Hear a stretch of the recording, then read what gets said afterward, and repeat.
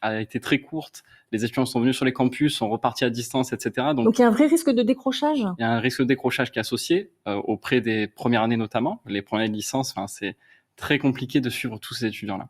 C'est-à-dire que là, ils sont venus concrètement en cours 2 semaines, ces premiers étudiants, ils connaissent pas forcément l'université. Comment faire du coup pour les maintenir dans ce cursus universitaire? Alors, il va falloir essayer de les recenser, de les ramener à nous. Donc nous, justement, on est présents sur les campus 1 fois par semaine, tous les jeudis, on fait des distributions alimentaires. On est aussi présent avec un guide d'aide aux étudiants. On est sur les réseaux sociaux. Il va falloir mettre en place tous les stratagèmes pour essayer d'aller les chercher. SMS, réseaux sociaux, et tout le monde doit s'y mettre en fait. Tout le monde doit s'y mettre. Vous avez parlé aussi des difficultés économiques, ça vient se rajouter aussi. On a des étudiants qui ont peut-être décidé aussi d'arrêter de poursuivre leurs études parce qu'ils n'étaient pas en mesure d'avoir ce petit job alimentaire. Effectivement, c'est une de nos principales craintes, c'est que tous les jobs étudiants, beaucoup d'étudiants ont perdu ces jobs-là.